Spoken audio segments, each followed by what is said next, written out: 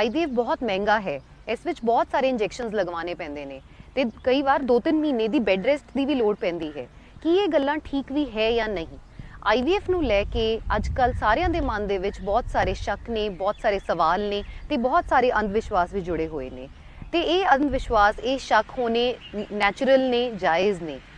मैं हाँ डॉक्टर शिवानी गर्ग। अज आप इस वीडियो राही गल करांगे IVF बारे ते जानांगे कि IVF सेफ प्रोसीजर है भी कि नहीं ते इस विच कितना खर्चा पैंदा है ते इहदा सक्सैस रेट कितना है। आजकल कई तरीके अवेलेबल ने, नैचुरल तरीका अवेलेबल है ते कई सारी दवाइयां ते इंजैक्शनस भी अवेलेबल ने प्रेगनेंसी होने दे लई। पर IVF का यूज़ उदों आंदा है जदों या तो नैचुरल तरीके नाल प्रेगनेंसी नहीं हो पा रही या फिर असी काफ़ी बाकी तरीके यूज़ करके देख लए ने ते प्रेगनेंसी नहीं हो पा रही, या जदों माँ दियाँ ट्यूब्स टोटली दोनों साइड दियाँ बंद ने, या अंडेदानी विचों अंडा सही टाइम ते रप्चर नहीं हो रहा, या फिर मेल दा जो शुक्राणु ने वो बहुत ज़्यादा घट ने, उदों IVF नू यूज़ किया जाता है। तो उदों IVF ही एक इहो जिहा तरीका रह जाता है जिस नाल प्रेगनेंसी होने का सब तो ज़्यादा चांस रह जाता है। सो IVF दे नाल कई सारे जो मिथ्स जुड़ियां हुई हैं, लोगों के मन दे विच अंधविश्वास जुड़े हुए ने, अज आपां उन्हां बारे गल करांगे। सब तो पहला जिहड़ा अंधविश्वास जिस बारे आपां गल करांगे वो ये है कि लोग पेशेंट्स बोलते ने, ये बोलते हैं कि IVF दे विच बहुत सारे इंजैक्शनस लगवाने पैंदे ने, ये इंजैक्शनस बहुत अनसेफ है। सो ये गल बिल्कुल ठीक नहीं है। इंजैक्शनस लगवाने जरूर पैंदे ने ते ये इंजैक्शनस जो लगते ने, ये जिहड़ी फीमेल दे पीरियड्स जिहड़ा महीना आंदा है उहदे दूजे दिन तो ये इंजैक्शन लगने शुरू हो जाते हैं। हर रोज़ लगातार इंजैक्शनस लगते हैं ते एटलीस्ट अगले 14 तो 15 दिन दे लई इंजैक्शनस लगाए जाते हैं। ये हार्मोन इंजैक्शनस हुंदे ने ते इन्हां नूं लगाउण दे नाल नाल हर रोज़ या एक दिन छड्ड के अल्ट्रासाउंड किया जाता है, ब्लड टेस्ट किए जाते हैं तो ये जानिया जाता है कि ये इंजैक्शन नूं असीं किहड़ी डोज विच, किन्नी डोज दे विच, किन्नी मात्रा दे विच अगे होर देना है। सो ये इंजैक्शनस सेफ इस करके हो गए ने क्योंकि ये सिर्फ एक तो 14 दिन लई लगाए जाते हैं। दूजी गल नाल ही ये ब्लड टेस्ट करवाए जाते हैं तो लगातार अल्ट्रासाउंड दे विच मॉनिटरिंग चलती रहती है कि कोई प्रॉब्लम तो नहीं है, अंडे का साइज़ की है, तो ये सारियां चीज़ां देखियां जांदियां ने। ये इंजैक्शन तुसी हॉस्पिटल दे विच लगवा सकते हो ਅਤੇ कई बार ये इंजैक्शनस तुहानूं नाल भी दे दिते जाते हैं जो तुसी अपने आप घर दे विच अपने आप सीख के, या तुहाडा कोई भी नेड़े तेड़े जिवें तुहाडे हसबैंड या कोई होर भी ये इंजैक्शनस तुहानूं लगा सकते हैं। सो ये इंजैक्शनस ज़रूर कॉस्टली ने ते इन्हां इंजैक्शनस करके ही बेसिकली IVF की जिहड़ी कॉस्ट वध के आंदी है वो इन्हां इंजैक्शनस का ही एक मेन रीजन रहिंदा है। बट ये इंजैक्शनस लगवाने जरूरी इसलिए पै जाते हैं क्योंकि नॉर्मली जिहड़ा फीमेल बॉडी दे विच अंडेदानी हुंदी है वो एक बार 1 या 2 अंडे प्रोड्यूस करती है हर महीने। बट IVF के दौरान सानू एटलीस्ट 10 तो 15 अंडियां की लोड़ पैंदी है। सो इसलिए ओवरी नू ज़्यादा, अंडेदानी नू ज़्यादा स्टिमुलेट करन दे लई ये इंजैक्शनस नू लगवाया जाता है। सो ये इंजैक्शनस जनरली पेट ते लगाए जाते हैं, पर बाहां ते या थाइस ते भी, पट्टां ते भी लगाए जा सकते हैं। ये इंजैक्शनस जो आजकल अवेलेबल ने वो काफ़ी सेफ है, पेनलैस ने, बहुत छोटे इंजैक्शनस की सिरिंज नाल ये लगाए जा सकते हैं। पेन्स भी अवेलेबल है इन्हां नूं लगाउण लई। सो डिस्कंफर्ट जरूर हुंदा है, थोड़ा जिहा पता जरूर लगता है इंजैक्शन दे लगे दा, बट पेन नहीं हुंदा। दूजी प्रॉब्लम जो लोग आके, पेशेंट्स आके मेरे नाल डिस्कस करते हैं तो अक्सर उन्हां दे मन दे विच ये रहिंदा है कि जी IVF असीं करावांगे तो सानूं तां 2-3 महीने की छुट्टी लैनी पैनी है अपने काम तो। सो एक ही गल ठीक है, ये बिल्कुल गल इदां दी नहीं है जी। जदों भी IVF यूज़ प्रोसीजर शुरू किया जाता है तो पहला जिवें मैं तुहानूं दस्सिया कि 14 तो 15 दिन इंजैक्शनस लगते हैं। सो ये इंजैक्शनस लई तुहानूं छुट्टी लैण दी लोड़ नहीं हुंदी, तुसीं अपने काम ते जा सकते हो, इंजैक्शनस नूं घरे भी लगा सकते हो। बस तुसीं अल्ट्रासाउंड दे लई हॉस्पिटल दे विच आना हुंदा है ते वो चीज़ अपने काम दे नाल चल सकती है। एक बार जदों सानूं लगदा है कि अल्ट्रासाउंड ते हुण हाँ जी अंडे बन चुके ने, 14 तो 15 के आस पास अंडे वधिया साइज़ के बन चुके हैं, उदों असी एक प्रोसीजर करते हाँ जिन्हों ओवम पिकअप या ऊसाइट रिट्रीवल किया जाता है। तो यह जो प्रोसीजर हुंदा है ये हस्पताल दे विच हुंदा है ते इनू करन दे लई थोड़ी जी माइल्ड बेहोशी दे विच कीता जांदा है। ज़्यादा एनेस्थीजिया देण दी लोड़ नहीं पैंदी क्योंकि ये प्रोसीजर सिर्फ 5 तो 10 मिनट का प्रोसीजर है तो इस विच ज़्यादा पेन नहीं महसूस हुंदी।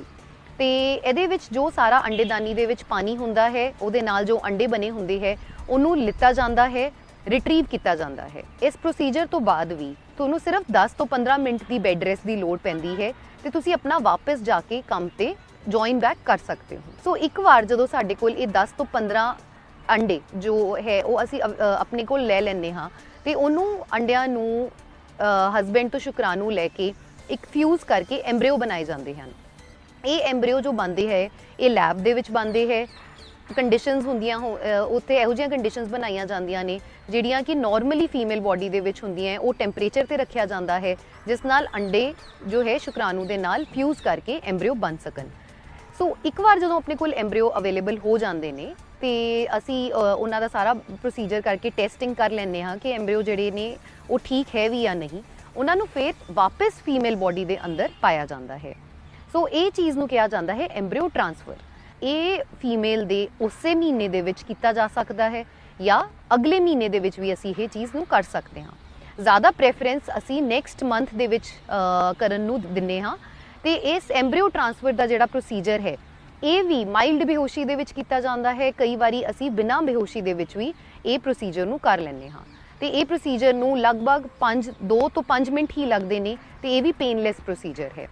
ਇੱਕ ਵਾਰ ਜਦੋਂ ਐਮਬ੍ਰਿਓ ਅਸੀਂ ਟ੍ਰਾਂਸਫਰ ਕਰ ਦਿੰਦੇ ਹਾਂ ਫੀਮੇਲ ਬੋਡੀ ਦੇ ਵਿੱਚ ਉਸ ਤੋਂ ਬਾਅਦ ਵੀ ਬੈੱਡ ਰੈਸਟ ਦੀ ਜਿਹੜੀ ਲੋੜ ਪੈਂਦੀ ਹੈ ਉਹ ਮੈਕਸਿਮਮ ਟੂ ਮੈਕਸਿਮਮ 10 ਤੋਂ 15 ਮਿੰਟ ਦੀ ਹੁੰਦੀ ਹੈ ਤੇ ਇਸ ਤੋਂ ਜ਼ਿਆਦਾ ਬੈੱਡ ਰੈਸਟ ਐਡਵਾਈਜ਼ ਨਹੀਂ ਕੀਤਾ ਜਾਂਦਾ।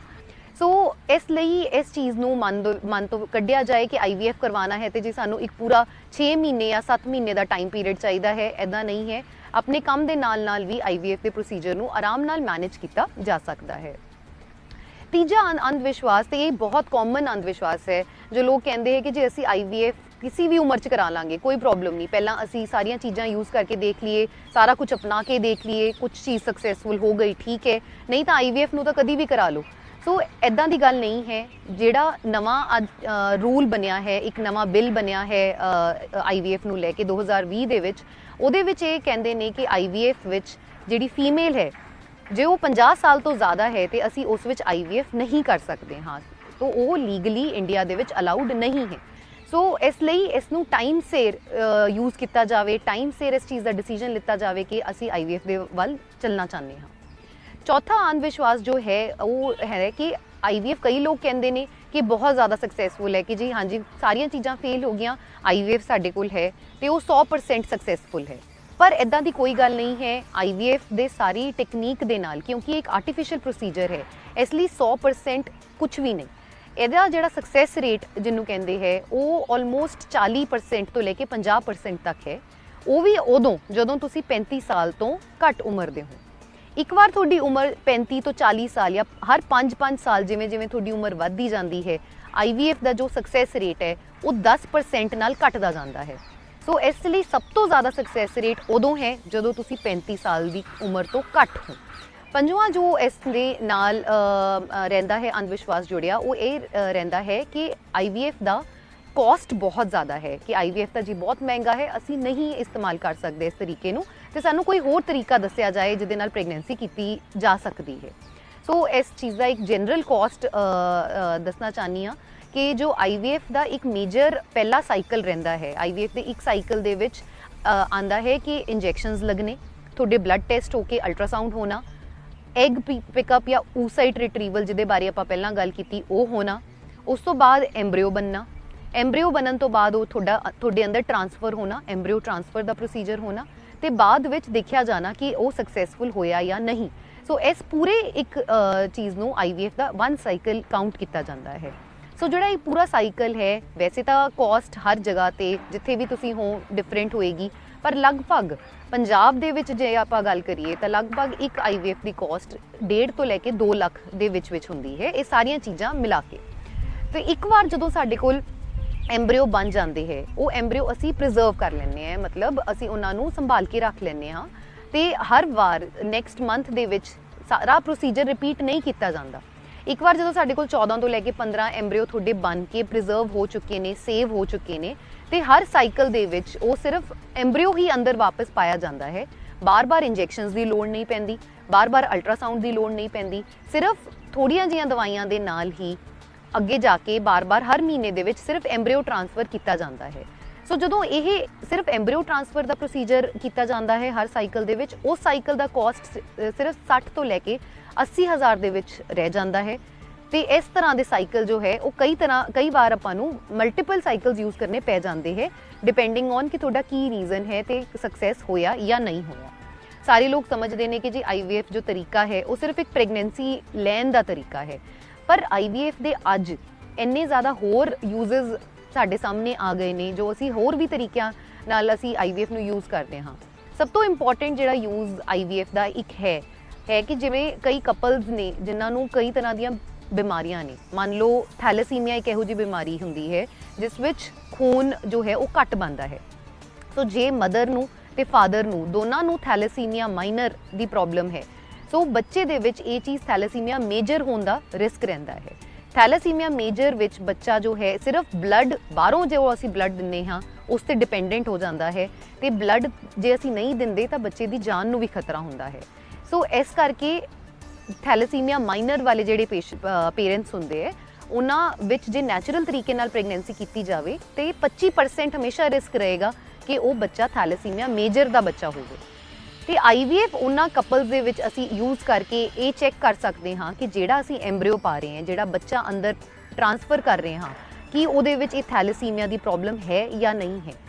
ਤੇ ਇਸੇ ਤਰ੍ਹਾਂ ਅਸੀਂ ਉਹ ਬੱਚੇ ਨੂੰ ਉਹ ਬਿਮਾਰੀ ਤੋਂ ਅੱਗੇ ਜਾ ਕੇ ਬਚਾ ਸਕਦੇ ਹਾਂ। ਦੂਜਾ ਜੋ ਪ੍ਰੋਬਲਮ ਜਿਸ ਤੋਂ ਬਚ ਸਕਦੇ ਹਾਂ ਉਹ ਜਿਵੇਂ ਸੀਲੀਐਕ ਡਿਜ਼ੀਜ਼ ਹੈ ਜਾਂ ਫਿਰ ਡਾਊਨ ਸਿੰਡਰੋਮ ਹੈ। ਡਾਊਨ ਸਿੰਡਰੋਮ ਵੀ ਇੱਕ ਇਹੋ ਜਿਹੀ ਪ੍ਰੋਬਲਮ ਹੈ ਜਿਹਦੇ ਨਾਲ ਬੱਚਾ ਲਾਈਫ ਵਿੱਚ ਅੱਗੇ ਜਾ ਕੇ ਠੀਕ ਨਹੀਂ ਰਹਿੰਦਾ, ਮੈਂਟਲ ਰਿਟਾਰਡੇਸ਼ਨ ਹੁੰਦੀ ਹੈ, ਤਰ੍ਹਾਂ ਦੀਆਂ ਸਰੀਰ ਦੇ ਵਿੱਚ ਪ੍ਰੋਬਲਮਸ ਹੁੰਦੀਆਂ ਨੇ।